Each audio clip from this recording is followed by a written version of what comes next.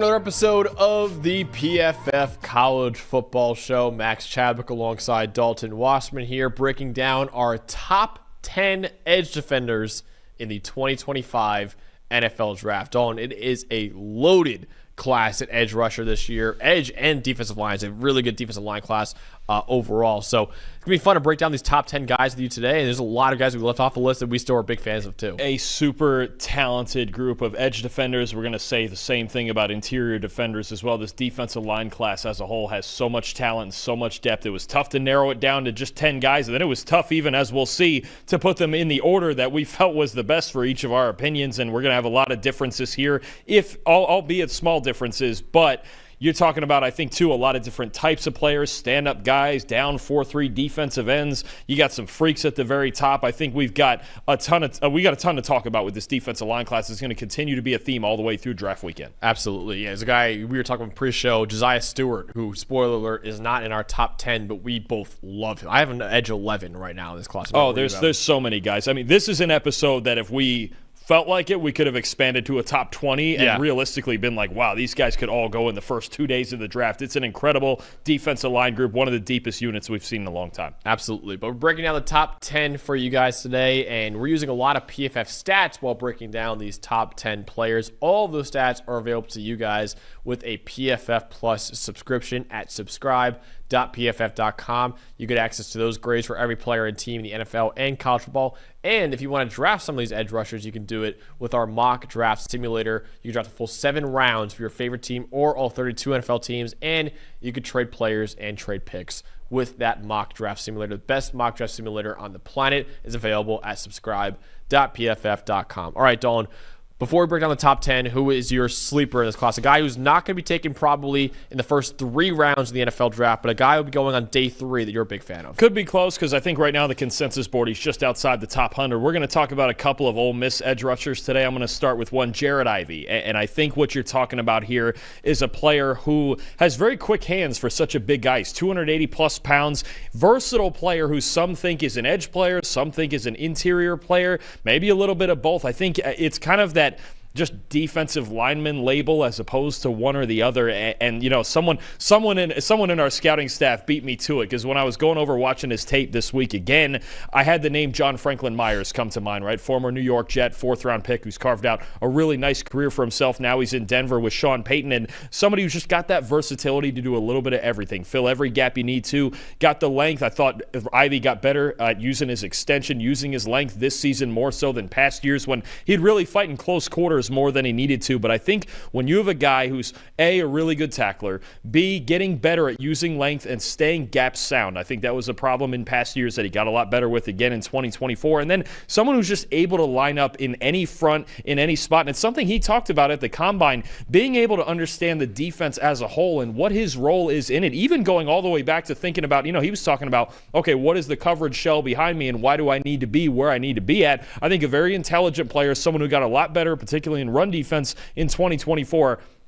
He's a versatile guy, maybe not the highest pass rush ceiling. I don't think he has a wicked explosive first step, right? I don't think he's a guy who's going to give you that 10 to 15 sack range, but he's somebody who could fit in a lot of defenses because of his size and his versatility. He might be the strongest edge rusher in the 2025 NFL draft. This guy has ridiculous power in those hands. That's why I think his best role might be as a 3-4 defensive end because, like I said, he might not have the speed or the flexibility to be a 4-3 defensive end, but I'm a big fan of Jared Ivey as well. I think he's a really, really good player. Where do I have him? I had him in edge 15 right now in the NFL draft. He's a very good player. Again, likely going to be a 4th-round pick on draft day, but I'm a big fan of his game overall. Big fan of a lot of Ole Miss defensive players in this year's draft. It is a loaded defense and a loaded defense for the NFL draft coming from Mississippi. But a guy I love, Dalton, a guy that we've loved for multiple years now is Ashton Gelati from Louisville. Again, I was watching his tape, and I fell in love with him over again because, again, last year he's one of our top 5 edges in America. Wasn't as a big of a year as maybe some other guys, and, I think people kind of forgot about him, but He's had 85 plus PFF grades in each of the last 2 seasons, 90 pass rush grade over the last 2 years, 85 run defense grade over the last 2 years. And, I mentioned Jared Ivey might be the strongest edge we're talking about on this list. Well, Ashton Gillotte is not too far behind either, man, because he is a very strong player, excellent leg drive, a powerful upper body as well, an explosive first step.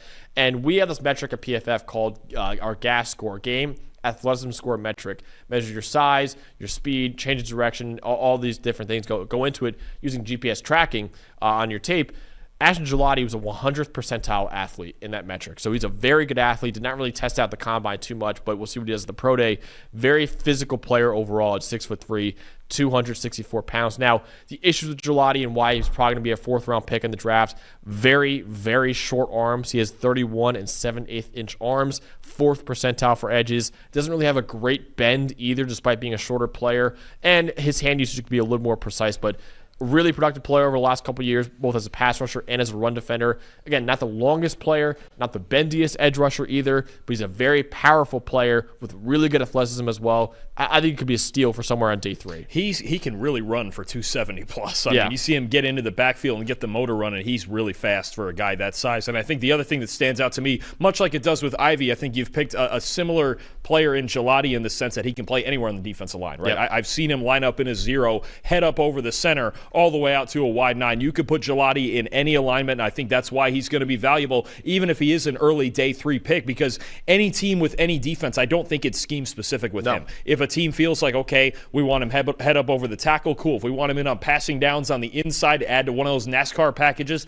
then cool. I think Gillotte and Ivey, both, the versatility is something that helps them a lot. And he's shown enough power on the inside and enough speed on the outside to be able to be a mid-round pick in this draft. So those are 2 guys that we are big fans of that did not make our top 10 of our list, but should be available on day 3, and we think could both be steals on day 3 of the NFL draft. Jared Ivey from Ole Miss, Ashton Gillotte from Louisville. Now let's get into our top 10 edge rushers in the draft. Dalton, who is your number 10 through 6? So it's funny because it's going to be one of the very few things that we agree on today, because we've got, as we'll see in a bit, wildly different orders. But I've got the other Ole Miss edge rusher, Princely Umanmielen, at number 10. I think you've just got a guy for 3 years in college football, both at 2 at Florida, the last 2 at Florida, and then this year at Ole Miss. He's been an elite college football pass rusher for the last couple of years. He's a natural with it. He's got a long wingspan that he uses to his advantage out in space as a wide 9, especially a stand-up edge rusher. Starts with lengths, able to kind of twist and adjust his shoulders. That's a big thing for me as a pass rusher. If you can dip your shoulders and adjust to what offensive tackles are doing out there on the outside. Started to bring a nice counter spin move here in the second half of this year with Ole Miss. I think you just have somebody who is a natural pass rusher, right? There's that part, and then the wingspan and open space really gives run games problems, especially when you talk about defending the read option. So I think there are times when he could be a little bit better of a tackler. I think there are times when he could be a little more controlled, especially with his approach in the run game. But I think early on, I think as a second round, I think he's like the consummate second-round pass rusher, right? Where you can definitely get him some work early in his career as a pass rusher. You get him a little bit stronger. You get him a little bit more balanced and controlled in the run game to become an every-down player. But the pass rush potential and what we've seen the last 3 years from Princely really deserves, I think, something close to a top 50 selection. I agree. I think he's really could be a good immediately in his career as a designated pass rusher, and then hopefully develop into more of that throughout his career. But 80-plus pass rush grades in 4 straight seasons, coming in from Florida to Ole Miss. So 80-plus pass rushing grades in 4 straight years in the SEC, a 91.5 pass rush grade this past year. Excellent first step, really good flexibility, really good bend, has a really nice dip and rip move and a good spin move as well. And he's got above average length at 33 and 7/8 inches. But like you mentioned, the footwork, the hand usage could be a little cleaned up right now. Not really great at anchoring against the run at only 244 pounds.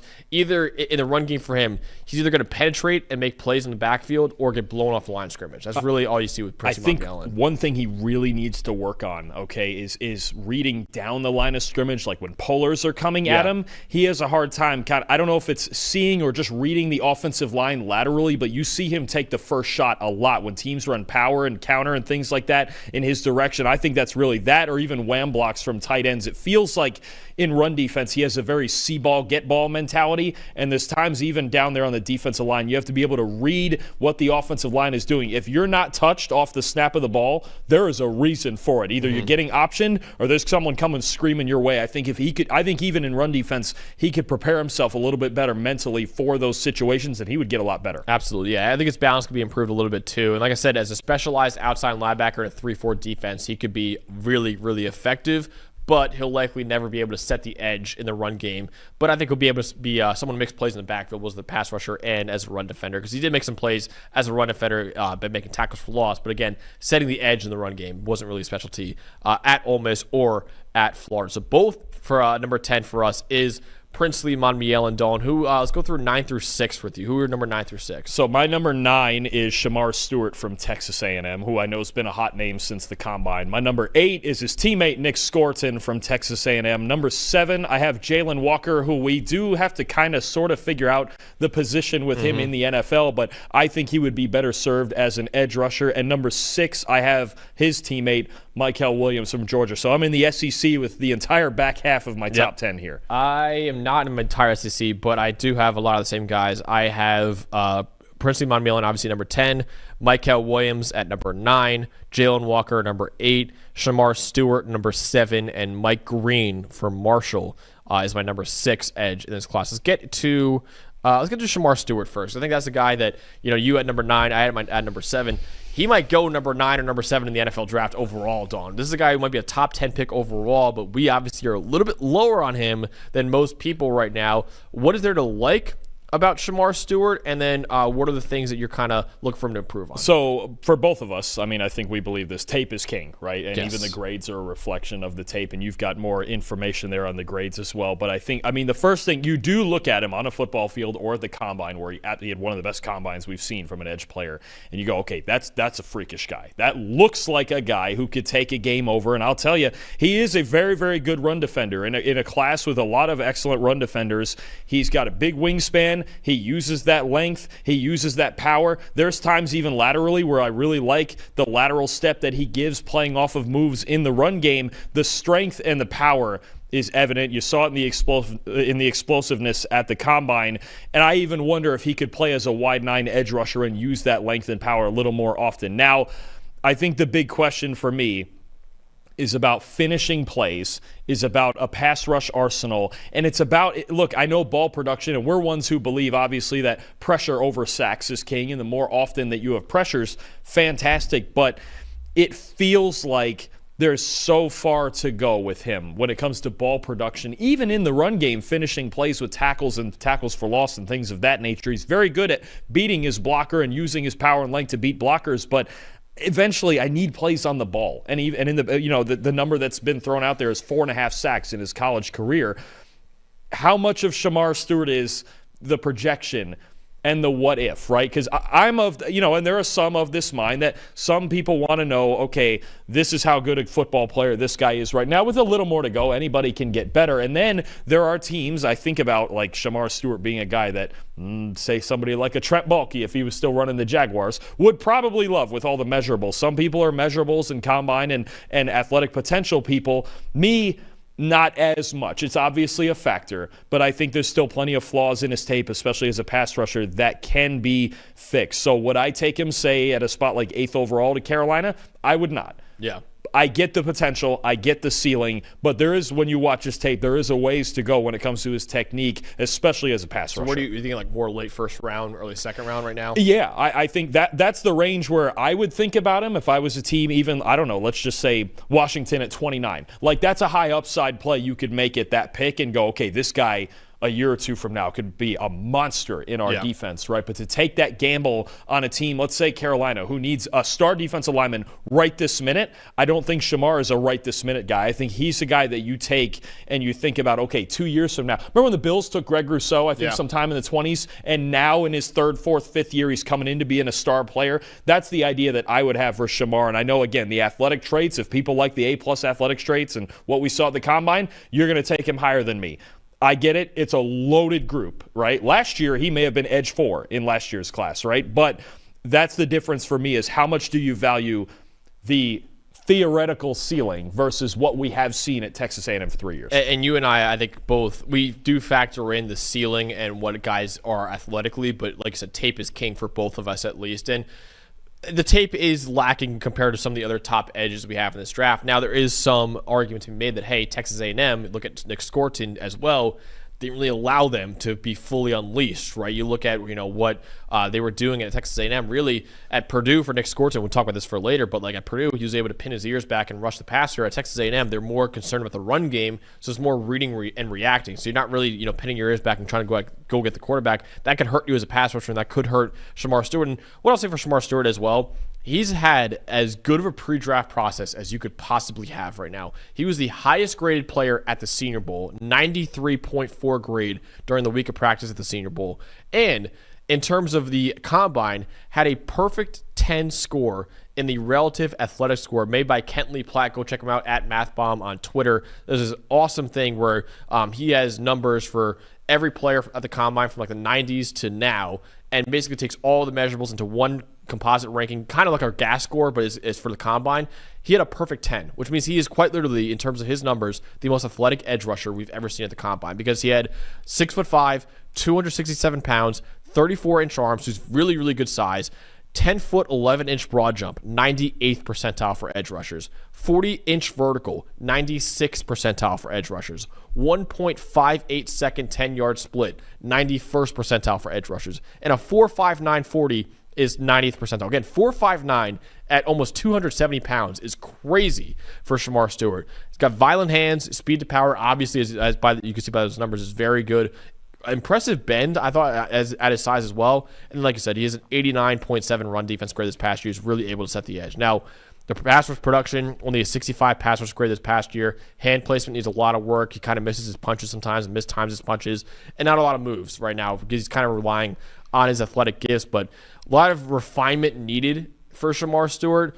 But I'm excited to see what he can look like outside Texas A&M scheme because he's got outrageous physical tools. And you even saw at the Senior Bowl when they let him be a little more unleashed, he was dominant out there against some all-stars in that setting too. So I see the potential. I see why people love Shamar Stewart, but I'm with you. I'm more of like a late first-round, early second-round type guy. I think a very wide range of outcomes for him. I think he could be one of the 2 or 3 best edges in this class when all is said and done, or he could drop out of this top 10 completely. I think you have a wide range of outcomes, and a team is going to have to understand we have to develop this guy properly to get him to where he needs to be. Absolutely. So let's go to another guy, Dalton, that is honestly really similar in a lot of ways, I think, to Shamar Stewart, and that is Mykel Williams from Georgia, who, again, like Shamar Stewart, outstanding run defender throughout his entire career. He has an 86.6 run defense grade in his career. Really good size, like Shamar Stewart as well. 6'5", 260, 34 and 3/8 inch arms as well. Good speed to power, like Shamar Stewart, and a really good motor, I think, from Mykel Williams as well. But the issues with him, slow get off, consistently one of the last players to get out of his stance.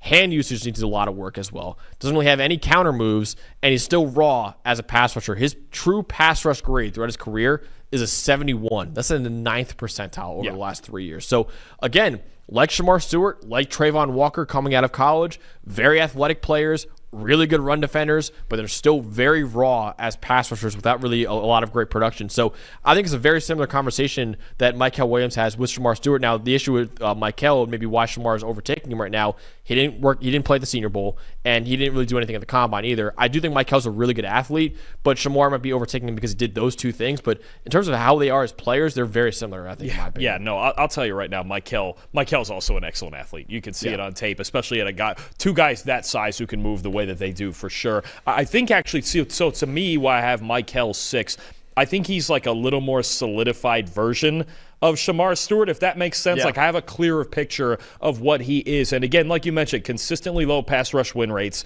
I think you mentioned it. The get off the ball needs some work. I think there's times, too, when he looks a little bit awkward in open space trying to make tackles right off the edge and things like that, or even in the backfield. But I think there are very clear positives with Mykel Williams too, right? He's got an ideal build, no question. He's got the frame to play off the edge, move inside. The versatility's big with him too. If you want to put him in there at a 3 technique sometimes, go for it. 3-4 defensive end. I think about a defense like the Arizona Cardinals with Jonathan Gannon. I mean, I know they already drafted a player like that in Darius Robinson last year, but doesn't hurt to have more talent. You know, he knows. Same idea with Darius Robinson. Exactly. Really. It's a similar idea, an extremely strong player. an outstanding ability to extend and shed blockers in the run game. That's where it starts for me with Mykel Williams. If you need to improve your run defense, I think if you're a team in the second half of the first round that needs... I know it's high, but Dallas just lost to Marcus Lawrence. It might be a little high, but yeah, it would be a move. I would go, okay, that makes some sense. He needs development as a pass rusher for sure. He's got a solid swim move that we see, I think, more often in the run game than the pass game. He turns the corner really well on stunts. You can see it. He's very tight around the corner, things like that. If you open him up, it's just about winning those one-on-one battles. But I think the base of Mykel Williams' floor in run defense with his athleticism and his strength gives you, okay, that's a first-round pick, right? You know he's going to improve your defense. Dallas at 12, that's actually a fantastic call you just made. I hadn't really thought of that as a spot because I've been thinking the back end of the first round, but Dallas at 12 could make a lot of sense for Mykel just as a great complement to Micah Parsons, right? And as much as who's their defense? Oh, it's Matt Eberflus now. Yeah. Okay, so you're talking about I think in that defense, he'd be playing off the edge. He'd be playing a true 4-3 defensive end in Matt Eberflus' defense. But I think a great complement to Parsons, he would be there. That's what you're talking about. You are getting possibly an elite run defender in Mykel Williams with everything he can do and even the different alignments I would even have a thought about on passing downs. All right, let's move him inside. Yeah. Why not? Put him against guards and see where it goes. Maybe he rushes with power inside better than that. But there's certainly, I think the floor is a little more solidified with Mykel than it is for Shamar Stewart. I think he is a good player. I think he's going to go to a team that feels like they need a big-time run defender, again, with pass rush upside. Absolutely. And Mykel Williams right now, the consensus board is number 15 overall. So I think it's possible that Dallas is in range. You're right. You're absolutely, because to me, and I've said this on the NFL show a couple of times, in free agency, I don't really know what they did to improve the run defense. Yeah, it's going to be a problem if drafting a guy like Mike. And I don't think with two veteran backs that they've signed, Javonte Williams and I'm blanking. I'm blanking on the other one right now, but Miles Sanders. Yes, Miles, Penn State legend, Miles Sanders, and Javonte. I don't think they're going Ashton Jeanty at 12, even if he's there. I think Mykel Williams would make a lot of sense in that spot. But that's the idea. You get a plus run defender, try to develop him into a pass rusher the very same way you would think with Shamar Stewart. Absolutely, yeah. So Mykel Williams, another guy that we like the potential of him and very similar to Shamar Stewart in a lot of regards, but maybe a little bit lower on him, the consensus board right now. He's currently edge 4 on the consensus board, and we have him obviously a little bit lower in the back half of our top 10. A guy, Dalton, who is edge 2 on the consensus board right now is Mykel Williams' teammate, and that is Jaylen Walker right now. So Jaylen Walker, talking to me more about him, because he's very different than Mykel Williams in a lot of ways. Okay, so the edge 2 assumption there, I have him, where do I have him here? 7? I have him 7. I have him 8, yeah. Okay. The assumption there, basically, is that he's just a year behind the Abdul Carter curve, and he's going to be as good as Abdul Carter off the edge. I don't have proof of that. Yeah. I have maybe a little proof of that. I think as an edge player, he works a little more naturally as the pass rusher than he would at linebacker. Like, I would be a little worried about him playing linebacker full-time in the NFL just with his ability to read things, especially in coverage. But I think he would work best as an edge player. Look, athleticism jumps off the tape. Speed jumps off the tape. A weapon as a spy, right? If you're talking about trying to catch those guys like Lamar Jackson, Jaden Daniels, Josh Allen, Jaylen Walker is going to be the guy that has eyes on him, right? But I think a pretty advanced set of pass rush moves when he's allowed to play in that alignment, right, off of the edge, and he's explosive off the edge. There's no question, I think, what he can do as a pass rusher. The problem is the size. Isn't he in the bottom 10 percentile of pretty much every size metric as far as edge players go? So he's got this tweener build to him. He's built like a linebacker with the skills of an edge player and built like an average-sized linebacker at that, right? And I know the versatility might appeal to some teams. I think, I have no idea at all if he can defend the run off the edge. I have no idea at all. It's not a thing we've seen him do. When he lines up off the edge at Georgia, he rushes the passer. So I think that tweener status there with his build, yes, with his skills, with I think still some of the work that needs to be done if he's going to play linebacker, I would be most comfortable developing as an edge, but it's just the size, right? So it's like he's somewhere between, I have written down here, something between Devin White and Nolan Smith is Jaylen Walker. Yeah. And if you don't have the right defense that can support a player like that, I think you're going to pass on him, right? Like if you're just asking him to be just, hey, edge setter, classic edge player, rush the passer on, but I literally have no idea if he can defend the run off the edge. Yeah. I don't know. So Wasn't very good at linebacker either. Right, it wasn't great. I mean, again, he wins with speed. Guys get hands on him, not quite as good. Now, not many guys get their hands on him because he's so darn fast and he can move. But I think this is the biggest. This is going to be another big point of contention come this draft is what is Jaylen Walker? Where does he fit? I think his skills say he's an edge player. His body doesn't. Now, what kind of defense are we putting him in that can either move him around or protect him from, I think, even especially just getting run right at in the run game on early downs? Yeah, listen, he's a natural athlete, obviously. He's got a 99th percentile gas score, high-end pass rush potential, 19% pass rush win rate over the last 2 years. The versatility to play off-ball linebacker and play a little bit of edge as well, an explosive first step. But like you mentioned, Dalton, 6'1", 243 pounds. He has 32-inch arms. That is the 5th percentile for edge rushers. And he struggled as a run defender at that size, even playing mostly off-ball linebacker. So, again, freaky athletic tools who flashed high-end pass rushing potential, which makes him, maybe some people believe he can be like an Abdul Carter or Micah Parsons going from off-ball linebacker to edge. But he's a bit of a tweener than more so than Carter or Parsons was. And there's a lot of concerns about whether or not he could be a long-term edge rusher or a linebacker in the NFL. And, Trevor says it all the time, Dawn. There's versatile players and there's homeless players. And I don't think, Jaylen Walker will ultimately be a homeless player, but he'll need to show that he could be a capable player at either of those two spots or both of those spots, honestly, for a more creative defensive coordinator so that he won't be a homeless player, won't turn into like an Isaiah Simmons, right? Where is he a linebacker? Is he a safety? And ultimately didn't really work at either because he just couldn't do either one of them full time. So it's going to be interesting with Jaylen Walker. I have more concerns with him than I think a lot of other people do. I think he's going to go in the top 15 of the draft. I even think at number 8 overall to Carolina is a possibility for Jaylen Walker. I wouldn't go nearly that high with him. I would take him in the back half of the first round. But this is a guy that's going to go in the top 15 because he has those athletic traits, and people see with Micah Parsons, they see with Abdul Carter and say, oh, there's another guy right here in Jaylen Walker we can get not at number 2 or 3 overall like Abdul Carter's going. We can get him more in the top 15.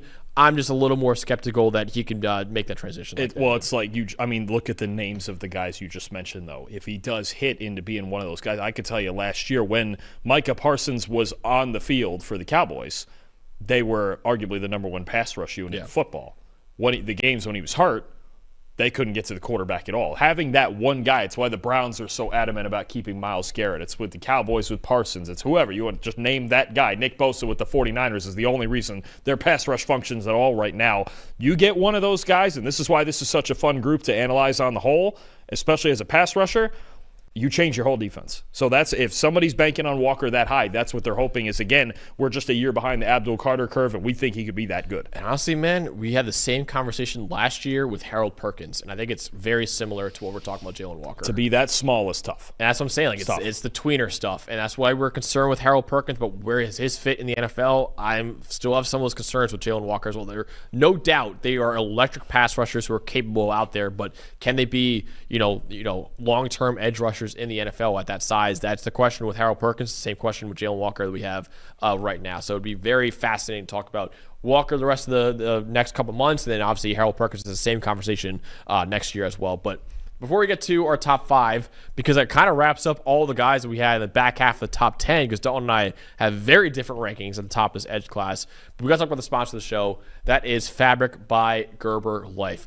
What does your child's future success look like to you? A job they're passionate about, traveling around the world, or just being happy and comfortable? Whatever their journey, you can help make it easier to achieve with a kids investment account from Fabric by Gerber Life. By making a contribution to your child's future today, you can help give them the means to pursue their dreams, big and small. Fabric by Gerber Life is designed by parents for parents to make it easy to plan for and manage your family's financial path. With a kids investment account from Fabric, you can start investing in your child's future today.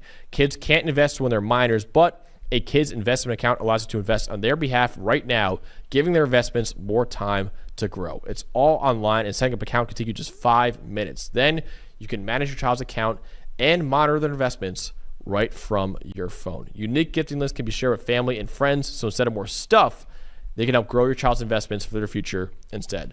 Join the thousands of parents who trust Fabric to help protect their family. Start investing in your child today at meetfabric.com/PFFcollege. That's meetfabric.com/PFFcollege, meetfabric.com/PFFcollege. Portfolios managed by Fort Washington Investment Advisors Incorporated. Additional services provided by Apex Clearing Corporation. All investing is subject to risk. Learn more at meetfabric.com. All right, let's get into more of our top edges in this draft, Dawn, and guys that we have. Some in the back half of the top 10, there's some in the top 5 for the other one. Talk about maybe one of my guys at the top here with Nick Scourton from Texas A&M. I'm spoiling it right now. I have Nick Scourton, edge 3. Oh, in this draft. 3. Yeah. Wow. Where do you have him? Okay. I have him 8, and he's really good. He still might go in the first round. That's just how deep this class is. Yeah. So don't get me wrong. I have nothing against Scourton at all, but you hate him. I UDFA. Oh, no hate. I don't hate anybody. Not What do you like about Scourton? Why maybe you're a little lower than I am? I think there's a tweener thing here, not so much as like size or something like that with Jaylen Walker, but I need to figure out where he's more comfortable. Yeah. I'm pretty sure he's more comfortable in the role he played at Purdue as a 2-point, on his feet, stand-up, wide edge rusher who can get the momentum going off the edge and then get into that patented spin move, of course, right? Because he goes through the spin cycle more than your laundry machine, so that's a thing for sure. But no, look, I like Scourton a lot. I think he can be explosive. I like him better in that stand-up outside edge rusher role, right? I think, he even talked about the role at A&M was a little bit different for him, right? But when he gets in a three-point stance, I think when he has to line up in tight spaces, say in a closer 7 technique, closer, to a tight end or an offensive tackle, or even head up over an offensive tackle, I just don't see him. It's like he needs that space, that extra space to be explosive, and that's where he likes to operate, is out in space, even though, as big as he is, you would think it would be the other way around, like Shamar Stewart, where he wants to play in the mud like that. I don't think Scourton necessarily wants to do that. I would feel more comfortable about him as a 2-point stand-up edge rusher. I think there's times when his pad level is a little bit high, and there's times with the style that he plays, because he likes to get downhill, right? I think that for me is a big theme, is as a pass rusher or a run defender, he likes to get downhill. He has an idea of how to work around blockers, sometimes isn't always willing to be the most physical guy, and there's times where he can sell out into the backfield and give away contain. So, I do think he's really good. I think he very well could be a late first-round pick. Absolutely. I think, again, Washington at 29, Detroit at 28, and even the Eagles at 32 we've talked about. I think he would fit in a lot of places. I think he would fit in best in a 2-point stance. Leave him on the edge, and he is a bigger presence who still could work on setting the edge a little bit harder, but there's certainly talent there. It's not that I don't like him. It's just that, again, this is a talented group that we have, and I do have that kind of tweener position question, more so not like we have with Walker because of size. Yeah. He's got the size to play anywhere. He just looks more comfortable as that 2-point, almost like as a finesse edge rusher. He looks more comfortable despite his build. It's funny because he's a finesse edge rusher despite being, playing at 280 pounds last year, which is crazy. But so you have him edge 8, I have him edge 3. I still am a big fan of Nick Scourton. I will say edge 3 for me is a pretty distant edge 3. It's a top 2 and then everyone else for me at least. But he plays at 280, man. He carries it very well. He actually came in at the combine at 257 pounds. So I'm excited to see what he could do at that size. That is actually his playing weight for now. I'm excited what he could do there. But like you mentioned, nasty spin move, line up anywhere in the D-line, deep bag of moves already with both power and finesse moves at his disposal, and a 91 pass rushing grade over the last 2 years and a 79 run defense grade. Now, he has shorter arms, only 33-inch arms. That's 29th percentile for edge rushers, and of course, he wasn't nearly as effective at A&M this past year as he was at Purdue the year before, but like we said, Shamar Stewart, some of it can be explained, and he actually said this at his combine podium, wasn't really allowed to be a guy that could pin his ears back and go after the quarterback at Texas A&M like he was able to do at Purdue, where he had an unreal year at Purdue. He was more of a read and react player at Texas A&M. It's kind of the same conversation we had with guys like Trayvon Walker and guys like Mykel Williams and guys like Shamar Stewart. Okay, how good are they as pass rushers, or what were they allowed to be as pass rushers? At least with Scourton, compared to those other guys, we've seen it before at Purdue. We've seen him have an elite pass rush season at Purdue. So I think it is in there. I just think it was more his numbers this year were more due to this situation at Texas A&M, more so than his ability at Texas A&M. So again, his stock has taken a hit from last year. There's no denying that. Like he entered the year as maybe edge 1 for some people in the NFL draft, and now he's going to be maybe a late first round, early second round pick. But I really think that a lot of his quote-unquote down year, he still was a pretty good player overall. A lot of it could be attributed to this, the scheme and situation at A&M. So really productive player, good athletic traits, and a deep bag of moves already. I'm still a big fan of Nick Scourton, and that's why he's still edge 3 for me in the draft. I'm certainly a fan. I mean, not edge 3 is that's a statement. I will give you that one. I think for me, what what it would be is, and I think it is actually good to see him play in a different role with some level of success like he did at A&M. The blueprint for me would be the Purdue tape. Yeah. That would be the blueprint. And then if I need him to do things like that, like he did at A&M with his hand in the dirt and reading, reacting, and things like that, then I will complement it with that. I don't want to make what he had to do at A&M the base of his tape. The 2023 Purdue tape is elite stuff, especially as a pass rusher. That would be the blueprint for me, and I would stick with that and then work it from there and continue refining him down in tight spaces from there. All right, Dalton, the other guy who is not in my top 5, that is in your top 5, is Mike Green from Marshall. I have at edge 6 in this draft. Where is he for you? I was actually surprised because I did one last review of these edge guys before I made these rankings. I was surprised that he actually came out ahead of James Pearce Jr. as edge 2. Wow. Okay, tell me more about him. Why are you a big fan of him? All right, so we're just going on the field here because we know there's certain past allegations and background checks that are going around with Mike Green and his character off the field. I'm just going on the field here just to throw that out there. Oh boy, there's not a lot not to like here. I mean, he's explosive, especially up on 2 feet. I think his balance is a plus. You rarely see him lose his feet and end up on the ground. Got a relentless attitude. I mean, he plays all the way through the whistle every single snap. You see the arsenal of pass rush moves. You see his ability to dip. Sometimes the get off, obviously, at the Sun Belt level was just too good. But even in games, say, against an Ohio State this year, he was really good. I mean, he is a problem. He is somebody who makes quarterbacks speed up, right? Yeah. You're talking about power. You're talking about speed. You're talking about bend. You're talking about an ability off the edge to change direction off 1 foot, which there's other guys, especially some bigger guys, that don't have the ability to do that. It came down to the polish, and it sounds weird because, again, it's a Sun Belt player that we're putting up on this pedestal in first-round territory. The polish that I want James Pearce Jr. to have, because I think they're possibly equally as good athletes, Mike Green has it. He's got the whole arsenal. I think he's got everything. The only things I have for him as far as negatives, I think tackling could be better for sure. He's so 100 miles an hour all the time that actually there's moments when I need him to just throttle it down just a little, play a little more in control. But I would rather have a guy that I need to slow down a little bit from the way he plays than a guy who I need to finish plays and speed up and get to play it. Again, the Shamar Stewart thing where I go, I need you to finish plays. Mike Green will finish every play, sometimes to a little bit of a reckless level. And even, in run defense, there are times when he's more worried about just kind of tunnel vision into the guy blocking him and beating his block than he is about, getting to the football. But all of that stuff, to me, is coachable, aside from maybe the tackling, because he doesn't have the longest arms in the world, right? That might be a thing when it comes to tackling, especially bigger running backs and things like that. But to me, he's a complete player. I really think so. Obviously, again, the character concerns, the off-field stuff is going to play into the final evaluation and where he gets selected. But talent-wise, if that all checks out and a team feels comfortable with that, especially in the latter, I sit here and think about the Lions at 28.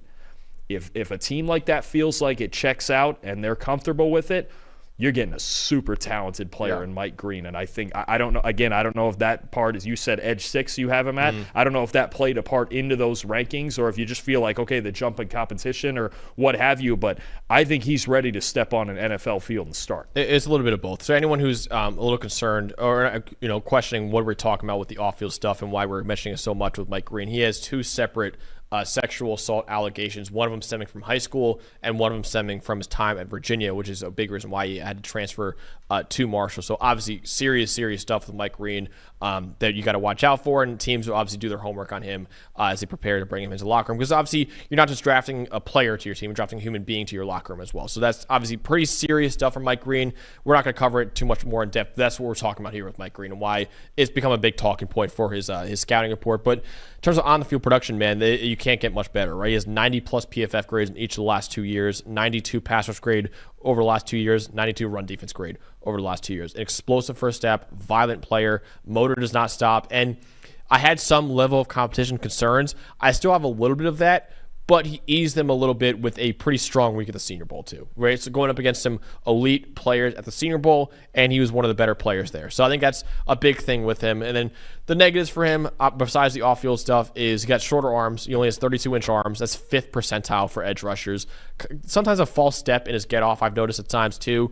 And then low-level competition in the Sun Belt. And even when he played Ohio State, and many people say, oh, well, if you did well against Ohio State, that's good because they got Josh Simmons. He only had 1 pass rush snap against Josh Simmons. He had most of it on the right tackle for Ohio State in that game. So, again, pretty serious off-field questions to answer, but the talent is there on the field to warrant a look in the first round, and he's been a really, really productive player over the last 2 years for Marshall. It's just, besides the off-field stuff, it's just the level of competition. I have a little bit of question marks with him compared to some of the other guys who pretty much graded as well as he did. He did in the Sun Belt. Some of the other guys did in the SEC and Big Ten. That's why I had those guys a little bit higher than him. If he, I'll be honest with you, after watching him again, it could be the same case with James Pearce Jr., who we'll get to in a bit anyway.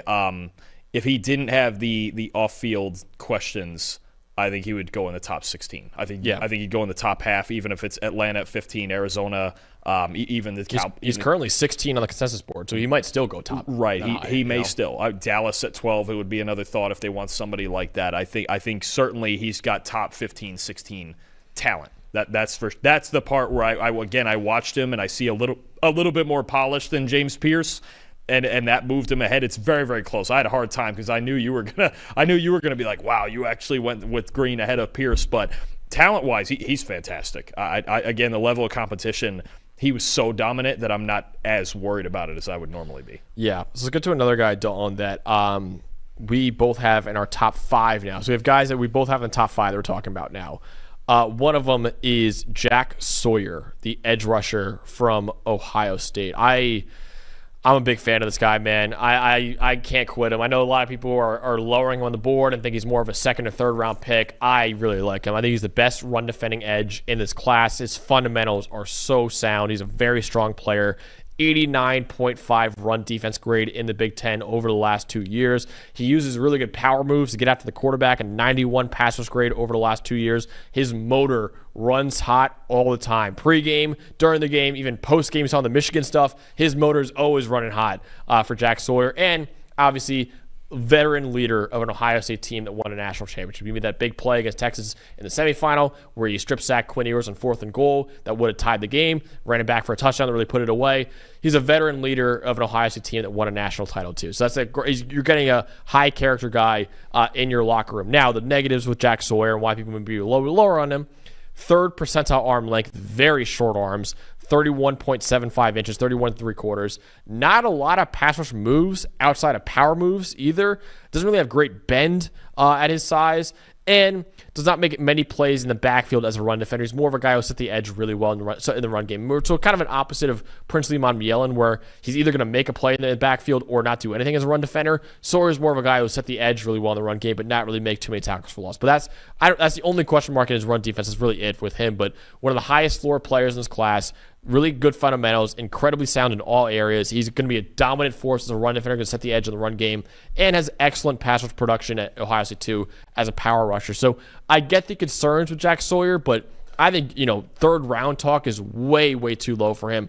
I would consider him somewhere late 1st round, maybe even early 2nd round too. No, I think so. I'm with you. I think he should be one of the first at least 40 to 45 players selected, and I think it feels like Sawyer's a guy who, depending on what you value as an evaluator, it says a lot where you would select Sawyer, where a team will select Sawyer in the upcoming draft. It says a lot about what they value in a football player as opposed to guys who go and tear up the combine and guys who are freak athletes who are unpolished.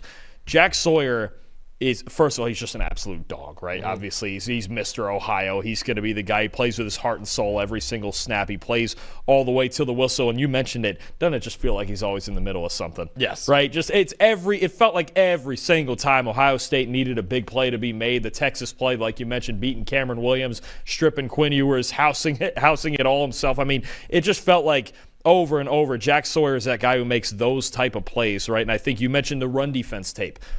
It's one of my favorite things to watch in this draft. Yeah. It's just so darn fundamentally sound. And even with the shorter arms, he knows how to work around it right now. There are times, I think, as a pass rusher, he's willing to get into an offensive lineman's chest a little bit too much. Sometimes he kind of has to. With shorter arms, he's not going to beat anybody with length, right? But I think you have a guy who is more fundamentally sound than he's given credit for, right? The arsenal needs some work, and he's probably closer to a B athlete than an A one, but he's such just a good, well-taught football player, and he's a guy who plays, first of all the way to the whistle every snap. And second, if one thing you notice in run defense, three things I always look at when you're talking about players at any position: feet, hands, and eyes, okay? His eyes are always on the football. He is constantly aware of where the football is at all times and where he needs to get to, and kind of that controlled manner that I told you, like I'd rather see a Mike Green or a Nick Scourton play with sometimes. Jack Sawyer plays in control at all times. You never see him do things that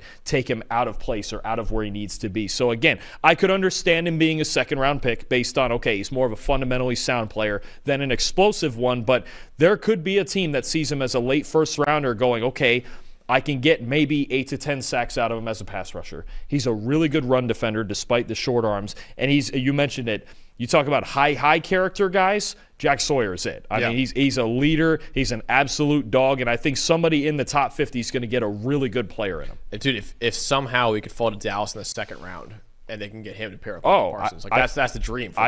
I think there's plenty. You're right. If they went to some other position, if they went offensive line in the first round or receiver or something like that, I think it's absolutely an option. Anywhere, I think anywhere from 20 to 50, I wouldn't be that shocked with Sawyer, but I think he's going to be a good player in the NFL. I'm a huge fan of him. He's currently edge 10 on the consensus board. We have him both in the top 5 of our rankings as well. So big fan of Jack Sawyer. Another guy that we're big fans of, Dalton, that I have at edge 5 and you have at edge 4 is Donovan Ezeiruaku from Boston College. What do you like about him? You want pressure?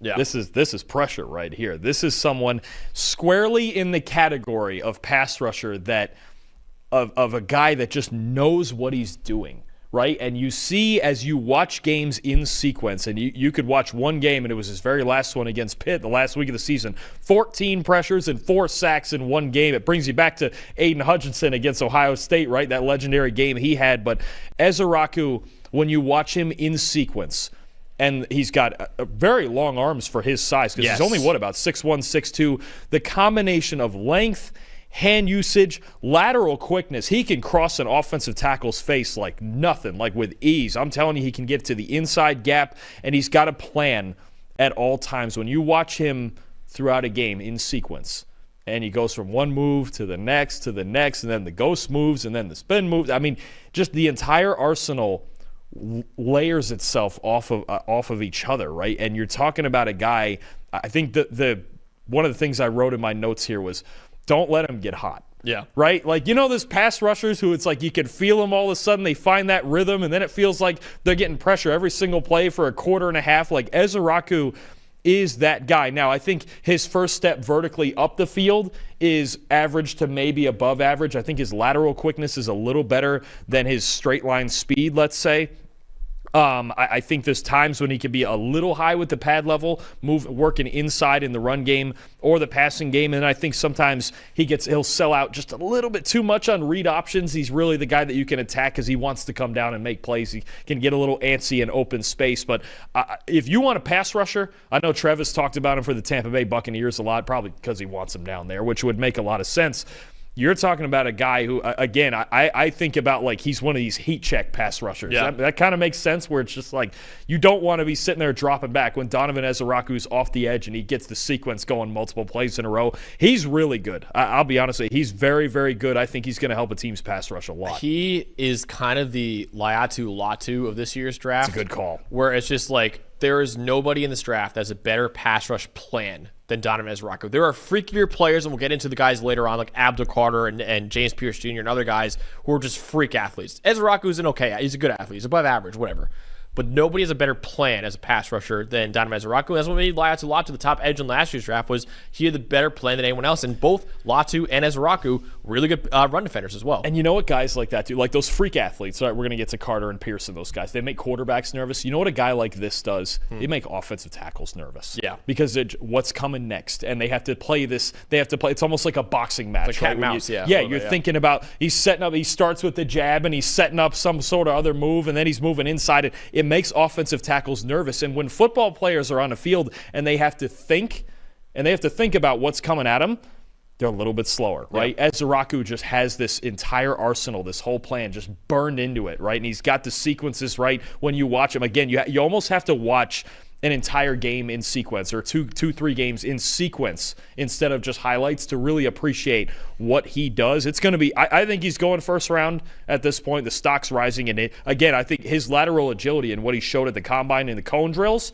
that jumps on tape. Again, forward, straight downhill, decent explosiveness. Laterally, crossing lineman's face, getting down the line of scrimmage to the football. I think he's as quick as any defensive lineman, I should say, in this draft. I think Ezeiruaku is going to be a first-round pick and a really good one. You're talking about boxing stuff. I know you're taking boxing classes right now. You try to have like a plan like that when you're... Absolutely. Yeah. Absolutely. Set it. Look, the great ones will always say it. Muhammad Ali would say, you set it up with the jab, and then you work off everything else off of that. How's it working right now? Pretty good. Yeah. I think we're getting in a little bit better shape. We'll get there. Oh yeah. Still, it was a while since I had worked out. We're working on the endurance. Hey, I got a whole draft weekend of show to get ready for. I better be in shape for it. I know. We're gonna be in rough shape for the draft show. We're gonna be on all 3 days with Trevor Sikkema. All 4 days. Actually, we're gonna do a Sunday show as well with Trevor Sikkema. So we're excited for that. But it's gonna be a long weekend for draft weekend. But obviously, Ezeiruaku, I mentioned before, his elite pass rush plan, great hand. He's just a very smart player as well. Awesome at the Senior Bowl. He was awesome at the Senior Bowl. I think he really boosted his stock there. Natural pad level, 6'3", and he's got 34-inch arms. That's 69th percentile for edge rushers. So even though he's a little shorter, he has longer arms. He actually has like a perfect build. I'd rather have a shorter edge with longer arms because that means you get the pad level and you can have the length to disrupt offensive tackles. So he's got the perfect build, I think, for an edge. And then elite bend as an edge rusher as well. And over the last 2 years, 90 pass rush grade and an 87 run defense grade. He is not only just a great pass rusher, he is a good run defender as well. Now, he is a little lighter. He's 248 pounds, not the best when he's taking on pulling blocks, and just an above-average athlete overall at the combine. Not anything special, but high-floor player, great pass rush plan, the best pass rush plan in this class. Really good fundamentals as a pass rusher and run defender. Maybe not the highest ceiling in the NFL due to the lack of top-end athletic traits and the power, but he's a strong fit, I think, for a 3-4 defense as an outside linebacker. He's a high floor player, too. So, again, guys that Dalton and I really like are the high floor players that we've seen great tape of. Donovan Ezeiruaku had great tape. And actually, Dalton, I made him my first-team All-American edge rusher alongside Abdul Carter because he was that good for BC last year. It's reasonable. Look, Arizona Cardinals, Tampa Bay Buccaneers, Green Bay Packers. I think it's former head coach Jeff Hafley's their defensive coordinator. Yeah. And you know what? I'll say this much. If he doesn't have enough momentum to go that high, do not let him go to Philadelphia. Oh, God. Do not let Donovan Ezeiruaku drop to Philadelphia. If you want to make your own life harder, don't let him drop to 32. Because I'll tell you, I know the Lions at 28 are going to be a thing as well. Hutchinson's often standing up in that defense, but that's a player right there where I look at it and I go, if he ever dropped to 32, we would just all throw our hands up. He is exactly number 32 on the consensus board right now. So that might be a possibility. That would be incredible. The ball's in your court, other 31 teams. Good luck. Would be insane. Like him or Nick Scourton, I think would just be unreal fits for that defense because it feels like both those guys could be around that range. In the draft, another guy, Dalton, could be around that range, and I have edge 2 and you have edge 3, is our guy James Pearce Jr. From Tennessee. Just a ridiculous get-off. The best get-off in this class. His first step is out of this world. He ran a 4.47 in the 40-yard dash at the combine. That is 97th percentile. 1.56 second 10-yard split. That was 93rd percentile for all edge rushers. And his pass rush production over the last 2 years is off the freaking charts. 92.5 pass rush grade since 2023. Only Laiatu Latu was better in the Power 4. 22 points over the last 2 years. Best in the nation. And you still was that good as a pass rusher without many pass rush moves to speak of as well. So that's really points to a high ceiling. If he could develop more moves, you could see an even higher ceiling for James Pearce Jr. as a pass rusher. And another thing I love about James Pearce Jr. this year, got a lot stronger in the run game as a junior. He had an 84 run defense grade in 2024. Year before, 68 run defense grade in 2023. So really his biggest negative, he fixed it, at least for a big part of it this past year. Now the weaknesses is he's only 245 pounds, still not the best at setting the edge in the run game. He had a lot more plays in the backfield. Not as flexible as you'd expect for an athlete like him. I think his bend is only just okay for someone who's athletic as him. And again, like, it's a double-edged sword. The pass rush moves are a good thing because he's that good as a pass rusher in the SEC already without many moves, but also you got to develop those moves in the NFL as well to work as well in the NFL. So he's winning mostly off athleticism right now, but ridiculous athleticism, multiple years of elite production in the SEC. I would consider him in the top 10. I would love him in Carolina at number 8 overall, but it seems like he's going to fall to the back half of the first round right now. Dalton, like the consensus board says, he's number 19 on the consensus board right now. I don't really understand how some people are putting Jaylen Walker over him. It's kind of like, oh, Jaylen Walker can maybe become like a guy like James Pearce Jr. I don't really get it. They're both athletic players. One of them, though, was actually at production in the SEC. The other one, you're more projecting in the SEC right now. So I like Pearce a lot, and I still think he's a top 10 player-ish in this class, and I think he's my number 2 edge in the class. I have him third. I think the lack of polish a little bit, again, is what put him behind Green. It's extremely close. Trust me, I sat there for several minutes thinking about, like, should I actually do this or not? But I think there is a long way to go in Pearce's development. I want to jump real quick on a stat that I saw earlier in the week, and I wanted to jump at you again with the run defense, okay? And sometimes it's guys making flashy plays on the ball and charging in the backfield and taking gambles, right? That's not quite the case with Pearce this year. You're talking about only a negative grade on only 3.8% of his run defense snaps this year. The only two guys that, first of all, that was the 6th best by any edge player in the country. Wow. And the only two guys in the class that had a lower one were Prince Mykel and Josiah Stewart, which is also interesting when you talk about a smaller edge defender defending the run, but we'll get to him later. James Pearce Jr. has all the talent you could ever ask for. Yeah. Absolutely. You're missing the polish. I think he could use a little more upper body strength. I think when you see the speed to power come into play, it's from his legs. It's from his lower half. He's very, very strong. But I think that's what it is he's, again, see ball, get ball. And I think he needs a little more upper body strength. And I think there's just that lack of a process, right? Can we do the things that I've just talked about with Donovan Ezeiruaku? Can we do some of those things to develop? Because he's got top 10 talent in this draft. Honestly, when you look at the get off and the athletic profile, remember the pick 6 against Iowa in the bowl game too. I mean, he can do so many things for you. I think at the very least, he's Dallas Turner, right? Who I think is a player, again, speed-based player, a little bit smaller, can drop into coverage, can do a lot of things for you. I think at the least he's Dallas Turner, and at the ceiling, he could be darn near as good as the guy we're going to talk about in the number 1 spot, but he's got to be able to develop that process. I do think get a little bit stronger, add a few pounds of upper body muscle in there, but the speed, the get off, there's times when we see those inside moves that you go, man, I don't even know how you block this guy. All the potential in the world, absolutely.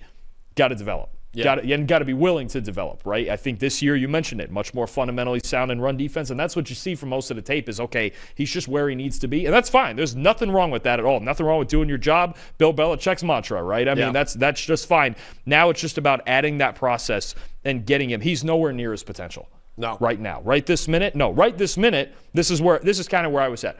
Right this minute, I think Mike Green is better than him. James Pearce has every bit of the potential over the next few years to be maybe even edge 1 in this class eventually. It's going to be tough to take over the top guy, but that's the type of athletic potential we're talking about with him. Just add a little more polish. It's going to take a little bit of time for him to be an A-plus pass rusher in the league. That's what I love about Pearce, though, is that he is such a dominant pass rusher in the SEC over his true sophomore and true junior years. And he still has a long way to go. There's a long way to go. Which is just like that, again, is a negative, but also it's a positive, just thinking, man, what could he look like if he develops, right? That's a big thing with Pearce, and why I still love him as my number 2 edge in this class, is that there's a long way to go, but yet he was still extremely productive. Like, there's a long way to go for Shamar Stewart. Doesn't have the production that James Pearce Jr. did. Right. So that's really the conversation that I think we're having with these edge rushers right now. But Dalton, the guy at number 1, the consensus number 1, I haven't seen a single person rank any other guy at the top of this edge class other than Abdul Carter. Easy as can be. Easy one as can be. The edge rusher from Penn State. What is there to love about Abdul Carter? Okay, so all of the positive things that we've said about the previous 9 guys, just put them into this one. I mean, that's where we're at. I mean, you watch him, and again, only 1 year full-time as an edge defender at Penn State. I mean, it's everything. The closing speed, just like James Pearce Jr. has, he covers ground like nobody's business. The bend that you talk about, and again, I talked about earlier, the ability for a pass rusher even when he's kind of not necessarily getting by in his first move, but Carter's ability to bend and dip his shoulders to constantly win the battle of pad level, especially around the corner, is unbelievable. He's got the arsenal of moves like we've talked about with Ezeiruaku. I mean, he is so ahead of the curve. He's a good backside run defender. When you talk about as a former linebacker, maybe he wasn't a great run defending linebacker, but he at least has an idea of what things look like down. I talked about I forget who it was I was talking about with working down the line of scrimmage better earlier, but Abdul Carter does all, and then he's still athletic enough to drop into coverage. Yeah. I mean, honestly, it reminds me very much of the running back class where we got a deep class. We got a stable of talent, right? But Ashton Genty's the best one. Yeah.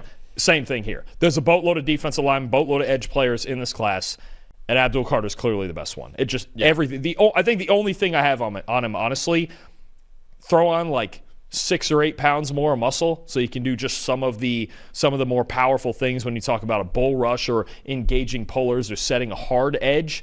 But outside of that, that's about it. Just get in the NFL weight room for 2 years. I really think by the end of his rookie contract, Carter's got the talent to be a top 5 pass rusher in the NFL. That's where we're at. And again, going through the final eval again, I was like, look, there's nothing he can't do. Yeah. There really isn't. And I mean, we talk about all these other guys and certain flaws and certain traits, and Carter's the closest thing in this group that feels like a sure bet, right, to be just an elite player. Yeah, dude, it's funny you say, like, he's clearly the best one. I think there's, like, 3 positions in the NFL draft that are just ridiculously loaded. Running back, D-tackle, and edge rusher. And even though they have unreal depth and really good players at the top, there's still a clear-cut number 1 guy for each of those, right? Mason Graham for D-tackle, Abdul Carter for edge rusher, and Ashton Genty for running back. I think all 3 of those guys are, like, top 5 players in this class. Carter, 99th percentile gas score, extremely unreal athlete, absurd explosiveness, speed, and bend. First year playing edge rusher, he had a 92 pass rush grade and nearly a 23% pass rush win rate, again, at the top of the country as well. And listen, a thing I love from Abdul Carter this past year, he played through injuries, man, right? He had a shoulder injury he had in the Boise State Fiesta Bowl. A lot of talk about whether or not he's going to play in the Notre Dame game, the semifinal game. He was playing hurt in that game. He had the Darth Vader meme going on all the time, too. He was the best player on the field with one arm. With one arm. He's a psychopath. Nuts. He's got the mentality that you love from him as well. Like, he is a guy that wants to go out there and just kill offensive linemen and quarterbacks out there. So he's a psychopath with unreal athletic traits as well. The thing with him, if you're going to find any negatives, not great length, I don't think, for the position. Can sometimes be overwhelmed by longer and more powerful tackles, especially in the run game. And he's a 20% missed tackle rate in his career. Not really the best technique as a tackler, and his lack of length and strength sometimes show up there as well. But listen, he was the best edge in America only in his first year of playing edge as well. All the athletic gifts in the world to be a fearsome pass rusher in the NFL, and he could just be getting started. Now, listen, there's a lot of people comparing him to Micah Parsons because the easy ones, right? He played at Penn State. Both were linebackers, transitioned to edge rushers, and both wore number 11. But those comparisons make a lot of sense outside of this fact that they play for the same team, wore the same number, and the same career arc, because they are very similar players in terms of how they are as pass rushers, how athletic they are, and honestly, the same exact career arc as well. I think we're talking about a potential Micah Parsons level player, and Micah Parsons, like you said, Dalton, is a defensive player of the year candidate every single year he's out there. Could be getting that with Abdul Carter. You could. I mean, is it an easy comparison? Sure. Is it proper? Yeah, absolutely. I think it's not just helmet scouting with that. This alone should tell you enough about his talent. The Titans were last in the league in passing grade and desperately need a quarterback to function in any way as an organization, and yet they're still considering Abdul Carter with first overall pick. That's how good Abdul Carter is. I mean, he can be the type of pass rusher like I talked about with Parsons, and Bosa and Garrett and those guys we talk about all the time, that can just change your whole defense single-handedly. I mean, hell, would the Browns still consider him and pair him with Garrett at 2? Yeah.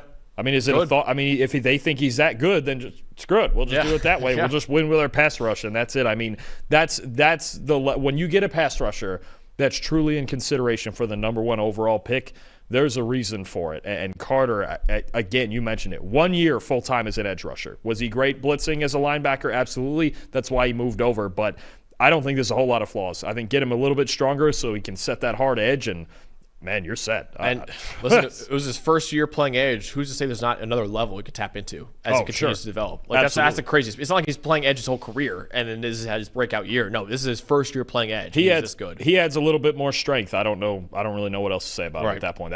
He was a lot going back in. See, now I thought again, I was like, okay, was he just that much better an athlete? No, this is a complete football player. This is a special football player. Abdul Carter is. And again, among this talented group, all these guys that we just mentioned who have extreme levels of talent, clearly the best one. Yeah, absolutely. So let's go over our top 10s really quickly, Dalton, before we get out of here. What is your top 10 edges in the draft? All right, my top 10. I had Jared Ivey from Ole Miss as my sleeper. His teammate from Ole Miss, Princely Umanmielen, at number 10. Shamar Stewart from Texas A&M at number 9. Nick Scourton, his teammate from Texas A&M, at number 8. Jaylen Walker and Mykel Williams at 7 and 6, both from Georgia.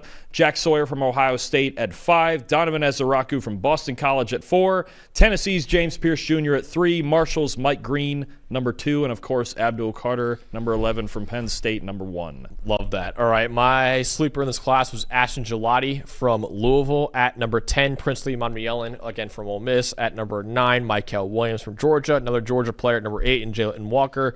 At number 7, Shamar Stewart from Texas A&M. At number 6, Mike Green from Marshall. At number 5, Donovan Ezeiruaku from Boston College. At number 4, Jack Sawyer from Ohio State. At number 3, Nick Scourton from Texas A&M. At number 2, James Pearce Jr. from Tennessee. And, of course, number 1, Abdul Carter from Penn State. So it's the first time we're doing a defensive ranking here for the 2025 NFL Draft. Obviously, I have plenty more videos coming out surrounding the draft with more rankings positionally, maybe our big boards later on in the year. Of course, plenty more mock drafts as we get closer to the NFL Draft, about a month and a half away right now. So make sure you guys subscribe to the channel so you don't miss any of that. And of course, it's still the PFF College Football Show. We have plenty more videos coming out surrounding the 2025 college football season as well. So a lot of great content coming out on this channel very soon. So make sure you guys subscribe to the channel so you don't miss a single one of them. For Bruce or Eli back there, for Dalton Wassman, I'm Max Chadwick. We'll see you guys next time.